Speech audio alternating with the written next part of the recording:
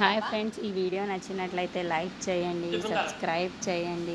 మైసమ్మ వాళ్ళ పాప ఉయ్యాలో ఉండడం చూసి అక్కడున్న వాళ్ళ ఆయన మాత్రం ఈ పాపని ఎలాగైనా తీసుకొని వెళ్ళాలి, బయటికి ఎవ్వరూ లేరు, ఈ టైంలోనే తీసుకువెళ్ళాలి, ఎక్కడ ఒక దగ్గర దాచేయాలి అని మంచిది అని అనుకుంటూ వాళ్ళ ఆయన ఆ పాపని బయటికి తీసుకొని వెళ్ళపోవడానికి ట్రై చేస్తూ ఉంటాడు. అంతలో అక్కడ నుండి గౌతమ్ వస్తూ ఉంటాడు. అది చూసిన వాళ్ళ ఆయన మాత్రం అమ్మో వీడు వచ్చేస్తున్నాడు, చాలా ప్రమాదం అని చెప్పేసి అక్కడ దాక్కొని ఉంటాడు. ఇంతలో అక్కడున్న గౌతమ్ మాత్రం పాపను ఉయ్యాలో లేకపోవడం చూసి ఏంటి పాప లేదు ఇక్కడ అని చెప్పేసి ఇక్కడున్న వాళ్ళందరూ కూడా కన్విన్స్ను పిలుస్తూ ఉంటాడు.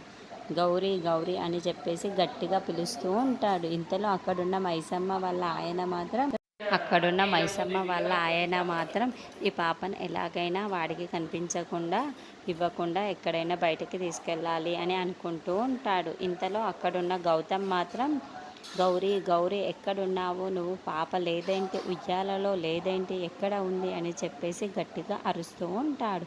ఇంతలో అక్కడున్న మైసమ్మ వాళ్ళ ఆయన మాత్రం పాపని తీసుకొని బయటికి వెళ్తూ ఉంటాడు. తన కాళ్ళకి ఏదో ఒకటి తగలడంతో అక్కడైతే పడిపోతూ ఉంటాడు. ఇంతలో అది చూసిన గౌతమ్ మాత్రం రేయ్ ఎక్కడికి తీసుకొని వెళ్తున్నావురా, పాపని వదిలిపెట్టురా, పాపని మర్యాదగా ఇక్కడే వదిలిపెట్టురా అని చెప్పేసి అంటాడు. ఆ మాటలు వినగానే అక్కడున్న మైసమ్మ వాళ్ళ ఆయన మాత్రం నీకెందుకురా, నా పాపని నేను తీసుకువెళ్తాను, నువ్వు మర్యాదగా అడ్డులెగు అని చెప్పేసి అంటాడు.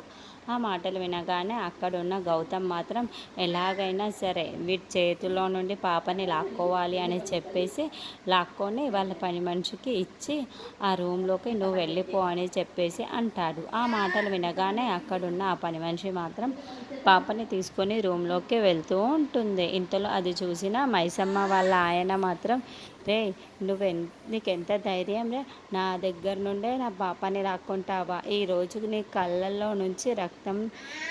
రక్తం చూసి నా పాపని నేను తీసుకొని వెళ్తానురా అని చెప్పేసి కత్తిని తీసుకొని పొడుస్తూ ఉంటాడు.